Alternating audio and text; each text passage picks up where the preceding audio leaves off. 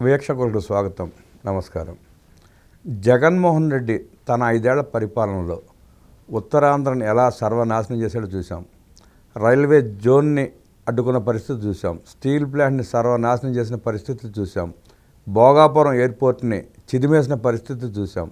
ఉత్తరాంధ్ర ప్రజల ఆస్తులు దోచుకొని కబ్జాలు చేసి విశాఖపట్నంలో ఉన్న ప్రభుత్వ ఆస్తులను తాకట్టు పెట్టి వందల వేల కోట్ల అప్పులు తెచ్చి తిన్న పరిస్థితి చూసాం. ఆఖరికి ఋషికొండకు గుండు కొట్టి విలాసవంతమైన ప్యాలెస్ కట్టుకున్న పరిస్థితి చూసాం.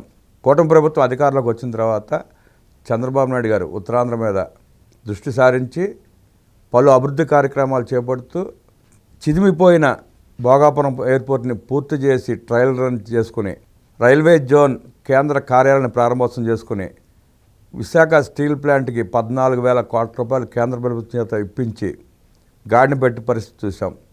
అనేక పెద్ద పెద్ద కంపెనీలు తీసుకొచ్చిన వాస్తవ పరిస్థితులు కూడా చూస్తున్నాం. TCS, Cognizant, Google data centre లాంటి అనేక కార్యక్రమాలు, అనేక పెద్ద పెద్ద కంపెనీలు వచ్చాయి ఉత్తరాంధ్రకి. జగన్మోహన్ రెడ్డి ఉత్తరాంధ్ర ప్రజలు బాగుపడటం చూడలేక, ఇష్టం లేక ప్రతి కంపెనీ మీద కోర్టులో పిల్లు వేస్తున్న పరిస్థితి చూస్తున్నాం. ఎర్ర బస్సు రాని చోట ఎయిర్ బస్సు ఎందుకంటూ ఎగతాలాడి ఇవాళ భోగాపురం ఎయిర్పోర్ట్ కూడా నా ఘనతే అని సిగ్గు లేకుండా చెప్పుకున్న పరిస్థితి కూడా చూస్తున్నాం.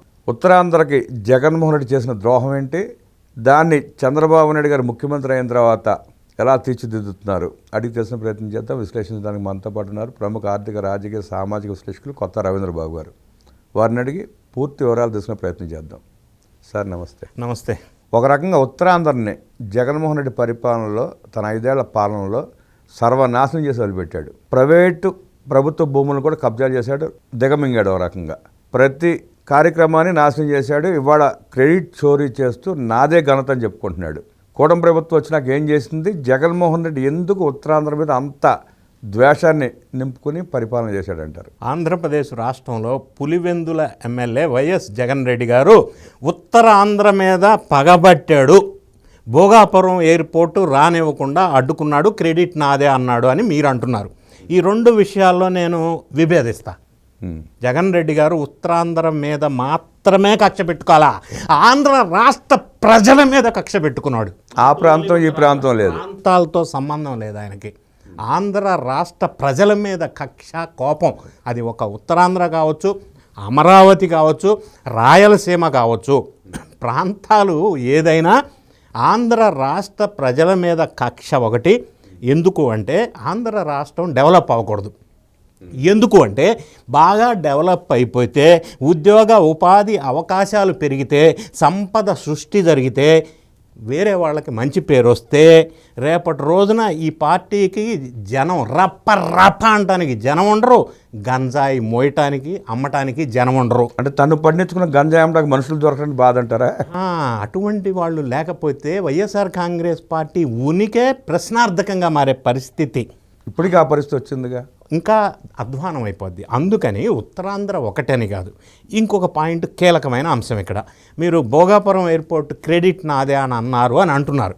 జగన్ రెడ్డి గారు నమ్మిన, అవలంబించిన, ఇంప్లిమెంట్ చేసిన ఫిలాసఫీ, ఆలోచన ఏంటంటే, ఏదన్నా ఒక ప్రాంతంలో ఒక ఇన్వెస్ట్మెంటు, ఇండస్ట్రీ, ఒక ప్రాజెక్టు వస్తూ ఉంటే ఫస్ట్ దాన్ని అడ్డుకొని తీరవలసిందే. అది ఫిజికల్గా కానీ, న్యాయ పోరాటాల ద్వారా కానీ, పిటిషన్లు ఏపిచ్చి కానీ అది ముందుకు వెళ్ళకుండా చూడాల్సిందే. నంబర్ 1. తర్వాత ప్రభుత్వం మారి కూటమి ప్రభుత్వం లాంటి వాళ్ళు అన్నీ క్లియర్ చేసి ముందుకెళ్ళి ఒక ఇనాగరేషన్ స్థాయికి వచ్చి దాన్ని ప్రజలు హర్షిస్తూ మెచ్చుకుంటూ ఉంటే వెంటనే యూటర్న్ తీసుకోవాలా, ఇదంతా క్రెడిట్ నాదే.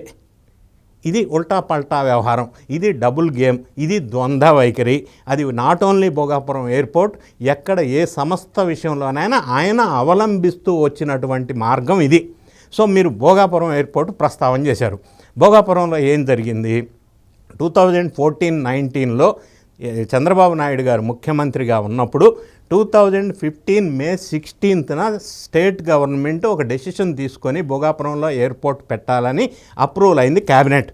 తర్వాత 2016లో సెంట్రల్ గవర్నమెంట్ అప్రూవల్ ఇచ్చింది ఏప్రిల్ 12న. తర్వాత 2019లో ఫిబ్రవరి 14th నాడు ఈ భోగాపురం ఎయిర్పోర్ట్కి చంద్రబాబు నాయుడు గారు శంకుస్థాపన చేశారు. అయితే మొదట్లో చంద్రబాబు నాయుడు గారు తలపెట్టిన భోగాపురం ఎయిర్పోర్ట్లో 15,000 ఎకరాలు కావాలి అని ఆయన ప్రతిపాదించారు. జగన్ రెడ్డి గారు 15,000 ఎకరాలు ఇవ్వడానికి వీల్లేదని రైతుల్ని రెచ్చగొట్టి, అంటే ప్రతిపాదన మొదట 15,000 ఎకరాలు చేశారండి. ఇనిషియల్లీ 15,000 ఎకరాలని ప్రతిపాదించారు వీళ్ళు. అయితే వీళ్ళు లొల్లి పెట్టి రైతుల్ని రెచ్చగొట్టి ఎప్పుడైతే అంటే ఇబ్బందికరమైన పరిస్థితి సృష్టించారో, సరే చంద్రబాబు నాయుడు గారు 2019 ఫిబ్రవరి 14న శంకుస్థాపన చేసినప్పుడు 2,703 ఏకర్స్ జిఎంఆర్ వాళ్ళకి కాంట్రాక్ట్ ఇచ్చి పీపీపీ మోడల్లో, అది కూడా నేను అండర్లైన్ చేసి చెప్తున్నా, పబ్లిక్ ప్రైవేట్ పార్ట్నర్షిప్ మోడల్లో అది శంకుస్థాపన చేశారు. తర్వాత జరిగిన పరిణామాలు ఏంటంటే అధికారం కోల్పోయింది తెలుగుదేశం పార్టీ, వైఎస్ఆర్ కాంగ్రెస్ పార్టీ అధికారంలోకి వచ్చింది. వచ్చిన తర్వాత ఈయన జిఎంఆర్కి ఏదైతే కాంట్రాక్ట్ ఇచ్చారో అది క్యాన్సిల్ చేశారు. క్యాన్సిల్ చేసిన తర్వాత ఈ జిఎంఆర్ సంస్థ వాళ్ళ దగ్గర కిక్ బ్యాక్స్ తీసుకొని మళ్ళీ 2023లో ఈ 2,700 ఎకరాల్లో నుంచి ఒక 600 ఎకరాలు వద్దు అని తీసేసి మళ్ళీ జిఎంఆర్ వాళ్ళకి కాంట్రాక్ట్ ఇచ్చి మళ్ళీ 2023 మే 5వ తారీఖున మళ్ళీ శంకుస్థాపన చేశాడు. చెల్లికి జరగాలి పెళ్ళి మళ్ళీ అన్నట్టు. ఎందుకు కాంట్రాక్ట్ ఆపేశారు, మళ్ళీ ఎందుకు ఇచ్చారు, ఎక్కడ కిక్ బ్యాక్స్ వచ్చినాయి, నంబర్ 1. నంబర్ 2, 600 ఎకరాలు తీసేసింది ఎందుకంటే ఇనీషియల్గా కూటమి ప్రభుత్వం వారు అక్కడ ఎయిర్పోర్ట్తో పాటుగా ఒక ఎకోసిస్టమ్ డెవలప్ అవ్వాలని చెప్పి ఎంఆర్ఓ కూడా పెట్టాలి, ఒక 600 ఎకరాల అని ప్రతిపాదించారు. Maintenance, repair and operations of the air crafts, అంటే ఒక ఎకోసిస్టమ్ డెవలప్ అవుతుంది ఎయిర్పోర్ట్తో పాటుగా, ఎంప్లాయ్మెంట్ పెరుగుతుంది కదా. సో అది వద్దు అని చెప్పి ఆపేశారు.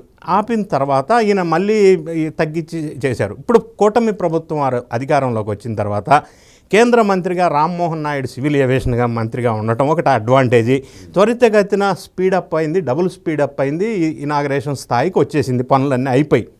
అయితే గతంలో ఎన్డీఏ అదే తెలుగుదేశం ప్రభుత్వం అధికారంలో ఉన్నప్పుడు కూడా కోఇన్సిడెన్స్ ఏంటంటే అప్పట్లో అశోక్ గజపతిరాజు ఏవియేషన్ మినిస్టర్గా ఉండే, అందుకని పర్మిషన్స్, ల్యాండ్ అక్విజిషన్స్ అవన్నీ క్లియర్ తొందరగా అయినాయి. ఇప్పుడు మళ్ళీ అనుకోకుండా రామ్మోహన్ నాయుడు ఉండడం తొందరగా అయింది. అయితే జగన్ రెడ్డి గారు అక్కడ రైతులను రెచ్చగొట్టి 862 పిటిషన్స్ వేయించాడు. 862 పిటిషన్స్ వేయించాడు రైతుల చేత, అంటే అక్విజిషన్ జరగనివ్వకుండా. సో ఇవన్నీ క్లియర్ అయిపోయి ఇప్పుడు ఎయిర్పోర్ట్ ముస్తాబ్ అయిపోయి ఒక ప్రసిద్ధి చెందిన ఎయిర్పోర్ట్ వస్తూ ఉంటే, ప్రజలు అభినందిస్తూ ఉంటే భోగాపురం ఎయిర్పోర్ట్ క్రెడిట్ నాదే అన్నాడు. Same story happened with Google. వైజాగ్లో Google AI hub data centre వస్తూ ఉంటే మొదలు వాళ్ళు విమర్శలు, విషయం ఏం చెప్పారు, అది పొల్యూషన్ అవుతుంది, తర్వాత వాటర్ మొత్తం కన్జంప్షన్ అవుతుంది, పవర్ మొత్తం కన్జంప్షన్ అవుతుంది, అందులో ఉద్యోగాలు రావు, వాచ్మెన్ ఉద్యోగాలు, అదే గోడౌన్ మాత్రమే ఇన్ని రకాలుగా బ్లేమ్ చేశారు. తర్వాత గూగుల్ వచ్చేసి ప్రపంచం అంతా హయ్యెస్ట్ ఫారిన్ డైరెక్ట్ ఇన్వెస్ట్మెంట్ అని అందరూ ప్రశంసిస్తూ ఉంటే యూటర్న్ తీసుకో, గూగుల్ క్రెడిట్ నాదే. ఈ విధంగా చేసి ఇంకొక చాలా ఎగ్జాంపుల్స్ ఉన్నాయి. ఉత్తరాంధ్రకి అన్యాయం అని కాదు, అన్ని ప్రాంతాలకు అన్యాయం చేశాడు, అది వేరే విషయం. మీరు ఉత్తరాంధ్ర అడిగారు కాబట్టి నేను చెప్తున్నా. అంటే రాష్ట్రం అంతా అన్యాయం చేశాడు, మూడు ప్రాంతాలకు చేశాడు. లెంత్ అయిపోతున్న ఉద్దేశంతో ఉత్తరాంధ్రలోకి పరిమితం చేద్దామని ఇక్కడికి వస్తున్నా. గూగుల్ ల్యాండ్ అక్విజిషన్స్లో జరిగేటప్పుడు అప్పారావు అని చెప్పి ఒక వ్యక్తి చేత ల్యాండ్ అక్విజిషన్ జరగనివ్వకుండా కోర్టులో పిటిషన్ వేయించాడు. ఎన్డీఏ ప్రభుత్వం వచ్చిన తర్వాత ఎంక్వైరీ చేస్తే అప్పారావు అన్న వ్యక్తి చనిపోయి చాలా సంవత్సరాలు అయింది. అదేవిధంగా టీసీఎస్కి ల్యాండ్ అక్విజిషన్, ల్యాండ్ అలాట్మెంట్ ఇచ్చారు 99 పైసాకి 21.16 ఏకర్స్. అందులో జి శ్రీనివాసరావు అనే చేత ఒక అతను వ్యక్తి చేత పిటిషన్ వేయించారు కోర్టులో, ఇది ముందుకు జరగనివ్వకుండా. అది society for civil acts society అని ఒక సంస్థ ద్వారా వేయించారు, అది ఇతని మనిషే. అదేవిధంగా కాంగ్నిజెంట్ ల్యాండ్ అలాట్మెంట్ విషయంలో వెంకటరెడ్డి అనే ఒక వ్యక్తి చేత పిటిషన్ వేయించి అది జరగకుండా చేశారు. అదేవిధంగా సత్వ అనే ఒక ఐటీ కంపెనీకి భూమి అలాట్మెంట్ ఇస్తే దాన్ని ముందుకెళ్లకుండా ఒక పిటిషన్ వేయించారు. ఈ petitions, IT company land acquisitions, allotment విషయంలో అన్ని పిటిషన్స్ వీళ్ళే వేయించారు అనడానికి నిదర్శనం ఏంటంటే వీళ్ళందరి తరఫున న్యాయవాది Ponnavolu Sudhakar Reddy. So what it means, వీళ్ళే వేయించారు, అక్విజిషన్ జరగకుండా చేశారు, అలాట్మెంట్ ఇవ్వకుండా చేశారు. As per Andhra Pradesh IT hub policy ప్రకారంగా 99 పైసాకి అలాట్మెంట్ ఇస్తే దాన్ని ముందుకెళ్లకుండా చేశారు. ఇన్ని రకాల అది టీసీఎస్ కావచ్చు, కాంగ్నిజెంట్ కావచ్చు, గూగుల్ కావచ్చు, సత్వా కావచ్చు, అన్నిటినీ అడ్డుకునే ప్రయత్నం చేశారు.